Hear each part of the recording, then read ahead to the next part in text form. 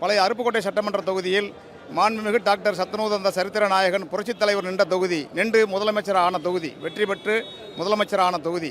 அந்த தொகுதியை மீட்டெடுப்பதற்காக நாங்கள் அனைத்து கழக தொண்டர்களும் கழக நிர்வாகிகளும் வீர சபதம் எடுத்து இங்கே வருகை தந்திருக்கின்றோம். மாண்புமிகு பொதுச் செயலாளர் அவர்களுக்கும் திருச்சுழி தொகுதியில் நிற்பதற்காக நான் மனு அளித்துள்ளேன். மாண்புமிகு பொதுச் செயலாளர் அவர்கள் திருச்சுழி தொகுதியில் நின்றார்கள் என்றால் கிட்டத்தட்ட 1,00,000 வாக்கு வித்தியாசத்தில் வெற்றி பெற வைப்போம் என்பதை உறுதியோடு இன்ற நேரத்தில் நான் தெரிவித்துக் கொள்ள கடமைப்பட்டிருக்கின்றேன். அது மட்டுமல்லாமல் திருச்சுழி தொகுதி 20 ஆண்டு காலமாக திமுகவின் கொடுங்கோல் ஆட்சி பிடியில் சிக்கி தவித்துக் கொண்டிருக்கின்றது.